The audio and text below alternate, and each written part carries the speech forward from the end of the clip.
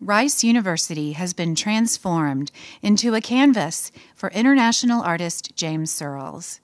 7 large-scale sculptures have been placed on campus near the Brockstein Pavilion, the James Baker Institute for Public Policy, the Jesse Jones Graduate School of Business, and the Shepherd School of Music.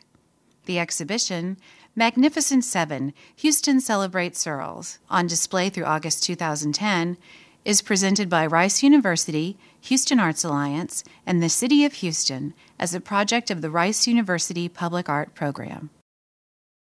Rice is obviously one of the most prestigious universities on the planet. It's a huge, huge honor for me to have this work here. I think it will be a destination. And I think people will come from other places here, specifically to see it. Not even counting the people that come here from around the world that go to the Baker Institute or just to Rice University in general. My sensibility is organic. I grew up in the woods of East Texas, along creeks and leaves and green grass and trees and sticks and rivers and sloughs and bayous. Organic that's my history. So therefore, I think that's my art. My art comes out of that. If you look at a big, long, overviewed survey of my work, it has changed.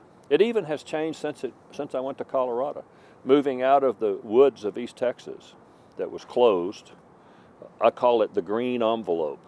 I lived in a green envelope, and now I live in a blue envelope and white sky.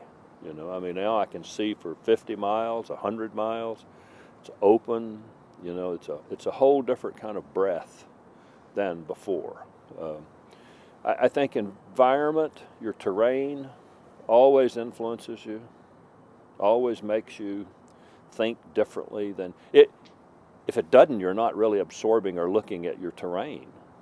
Of course it would have an influence. I will tell you, when I came here, I was green as a gourd.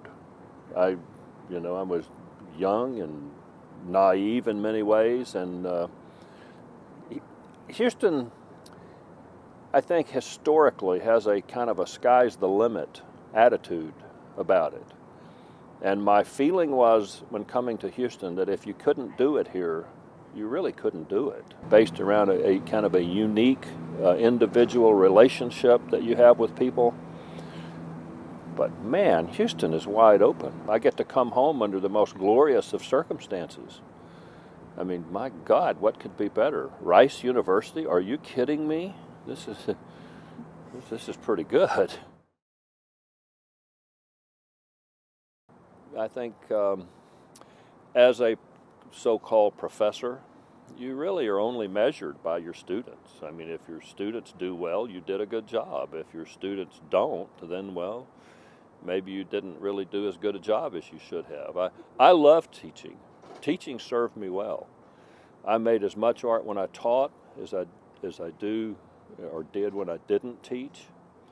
And I made art in my classroom. I made art right in my environment where I was.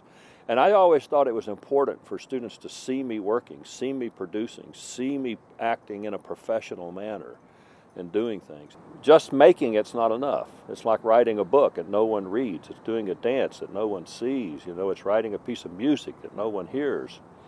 You have to show it.